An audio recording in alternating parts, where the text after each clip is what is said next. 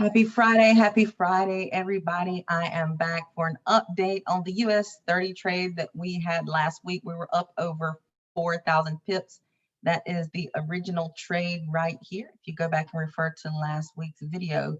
And remember, I said we had extended our take profit because we were looking at a higher time frame, a daily POI for this going back into our daily zone. All right.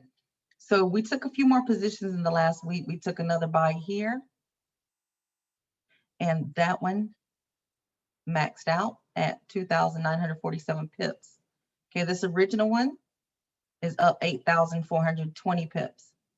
Okay, trade number 3, we did take a counter trend trade, did not catch this sell.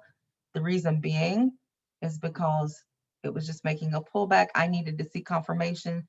It did come back into a higher time frame POI, but there was some imbalance here. It ran the imbalance, went for liquidity right above. That's called inducement. You study smart money. So you don't just automatically sell because price comes into a zone. You have to actually do some deep down dirty analysis. Okay, so that sell gave us 3,432 additional pips. Look, guys, there's an imbalance on a lower time frame is what it tapped into. And we'll break these down a little bit more in just a minute. Came back, I missed the initial bounce, but I caught the next one. That's trade number 4, 5,585 pips. Then yesterday I caught a trade. It was a nasty, nasty day of consolidation, but I kept telling the people taking signals, hold, hold, hold, hold, hold. So today it got out of that consolidation phase and gave us another 2,726 pips for a grand total of 22,660 pips. You know, I always show you guys there is proof in the pudding. Here is where I drop the updates to everyone. You see, yesterday I told them build a relationship and be faithful to it. Just look at the potential of trusting where you are in the market and HODL. Here I set up another 20 pips, good clean price action on the Rincos. So that trade yesterday was up 84 points or 840 pips. Okay, and right here is where we had that nasty consolidation.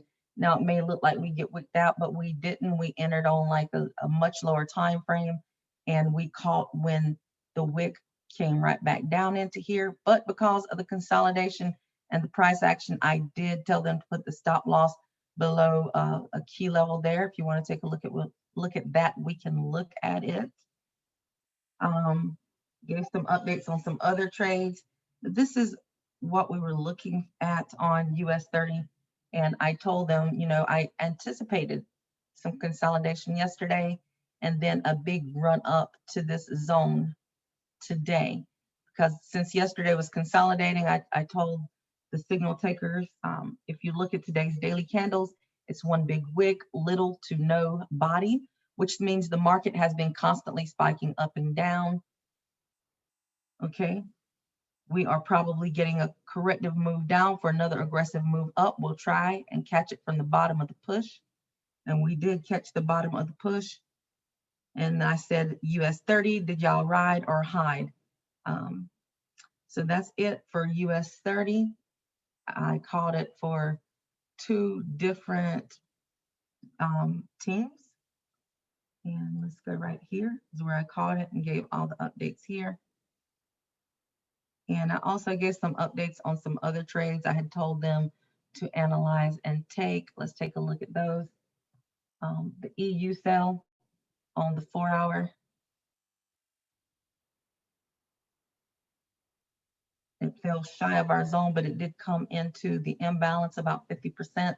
Some people caught that trade. I told them to sell AU, EU, and GU. AU came right into our zone. A lot of people caught that sell. That ended up, if you caught just from right here where I had marked, 165 pips. EU, for the ones who took that, that yielded about 150 pips. GU, another big trade, came right into our zone. Pulled back a little deeper than we wanted, but it yielded 239 pips. And the last one was NZD, USD. You see it played right into our zone. Now we take these zones and we do analyze on the lower time frame. We get tighter entries. That was about 126 pips. Yes, I do study smart money. If you see at the top, I am in the ICT mentorship. I don't teach anything that he teaches in the charter membership. I only talk about what he himself discusses openly. So again, if you look at the smaller time frames, you see right here, you had an institutional candle with imbalance. This trade tapped right into it and took off. We didn't catch the initial move, but we had a minor break of structure on a lower time frame, snagged our entry. Same thing here, minor break of structure on a lower time frame. We got in, suffered through the crazy consolidation, and people were asking me, should I hold? Should I hold? And in fact, somebody asked today if they should hold that trade. Let me find his profits for today. Today, because I told him the push was not over. Now he has a $300,000 account, so he was not over leveraging. He made $20,668. He partialed out.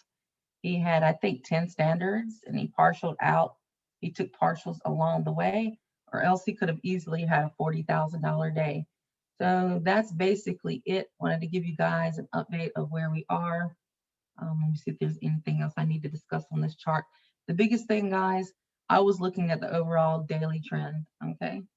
So let's look at that, and I'll tell you guys why I was expecting to hold, all right?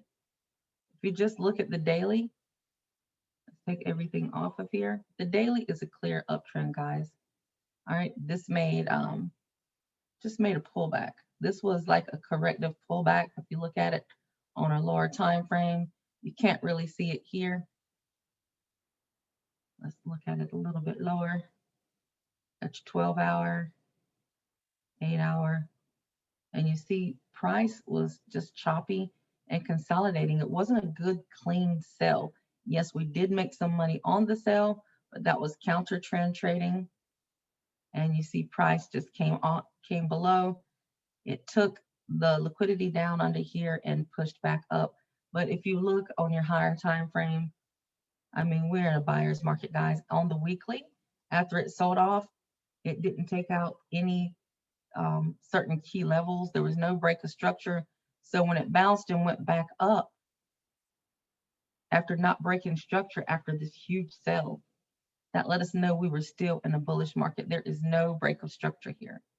This right here is a push, no break of structure. It didn't come into equilibrium or into a discount level. It was not below 50%. Okay, so price had not been marked down. There was no break of structure. It was just corrective price action, and then, you know, relieving some of the pressure off the buyers. And we're getting ready to shoot into new highs. And yeah, hopefully soon we'll catch another big move like this. One guy on the team last year put one standard here and wrote it down and made 55K off one trade, just holding that for about 3 or 4 weeks. That's all I have today. Happy trading. Hopefully soon we'll be able to jump on some Zooms, talk over some market structure, and see how we can get you guys in some of these trades. Have a great, safe Independence Day, 4th of July weekend.